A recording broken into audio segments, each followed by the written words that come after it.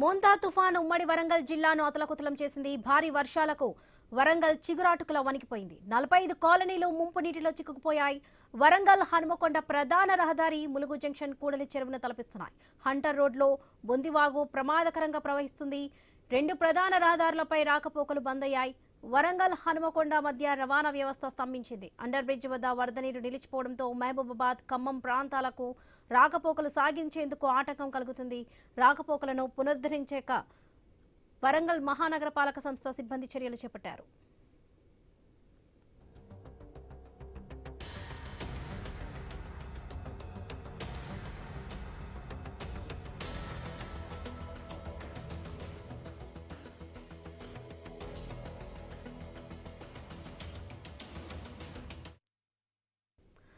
వరద బాధితుల కోసం వరంగల్లో 9, హనుమకొండలో 3 పునరావాస కేంద్రాలు ఏర్పాటు చేశారు. 1200 మందిని సురక్షిత పునరావాస కేంద్రాలకు తరలించినట్లుగా సమాచారం. భారీ వర్షాల వల్ల వరంగల్ జిల్లాలోని ప్రభుత్వ, ప్రైవేట్ పాఠశాలలకు సెలవు ప్రకటించారు.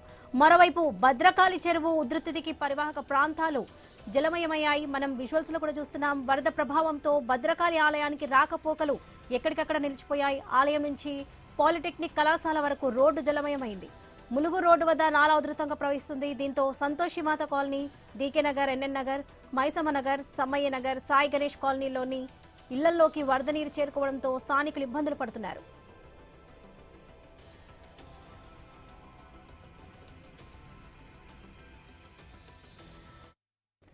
రైట్, మోందా తుఫాన్ ఉమ్మడి వరంగల్ జిల్లాను అతలకుతలం చేసింది. ఇదే విషయానికి సంబంధించి పూర్తి అప్డేట్స్ మా ప్రతినిధి ప్రశాంత్ అందిస్తారు. ప్రశాంత్, మనం విజువల్స్ లో చూస్తున్నాం, భద్రకాళి చెరువు ప్రాంతం మొత్తం కూడా జలమయమైనట్లుగా మనకు విజువల్స్ లో కనిపిస్తున్నాయి. దీనికి సంబంధించిన అప్డేట్స్ ఏంటి?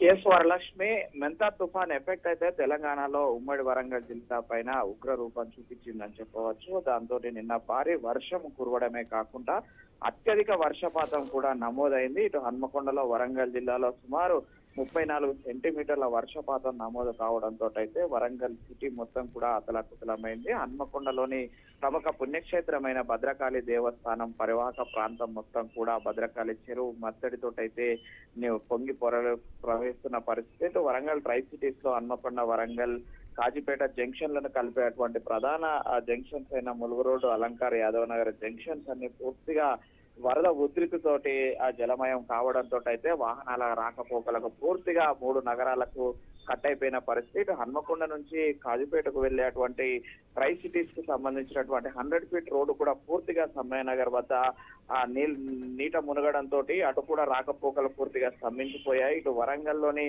అలంకార్, అదేవిధంగా ములుగు రోడ్డు జంక్షన్లలో అటు భద్రకాళి మత్తడి నుంచి వచ్చేటువంటి భారీ వరదతోటి అయితే పూర్తిగా జలమయం కావడంతో అక్కడ కూడా పూర్తిగా వాహనాలను నిలిపివేసి పోలీసులు అటువైపుగా ఎవరిని రానియకుండా అడ్డుకొని అటు వాహనాలకు ప్రమాదం సంభవించకుండా ఎలాంటి ప్రాణాపాయం లేకుండా పోలీసులు సహాయక చర్యలు చేపట్టారు. వర్షం తగ్గినా కూడా వరద ఉధృతి అయితే బాగా భారీగా ప్రవహిస్తుండటంతో అయితే జనజీవనం అయితే పూర్తిగా స్తంభించింది.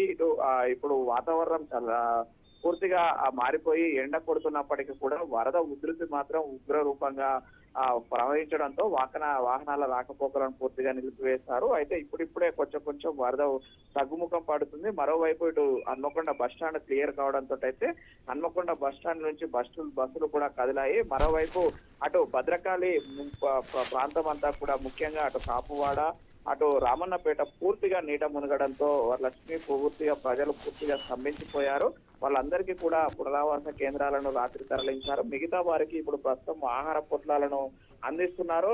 సహాయక చర్యల్లో నేరుగా MLA, MP, Warangal police commissioner తో పాటు కార్పొరేషన్ అధికారులు, వరంగల్ కలెక్టర్ సత్యశారద, కమిషనర్ వాజ్పేయి కూడా పూర్తిగా సహాయక చర్యలను అయితే ఈ రోజు ఉదయం నుంచి కూడా నిమగ్నమయ్యారు. అయితే రాత్రి పూర్తిగా అధికారులు చేతులెత్తేయడంతో ఈ సమస్య ఉత్పన్నమైందని అయితే ప్రజలు ఆగ్రహం వ్యక్తం చేస్తున్న పరిస్థితి అయితే ఉంది. Varalakshmi. Right Prashanth, thank you.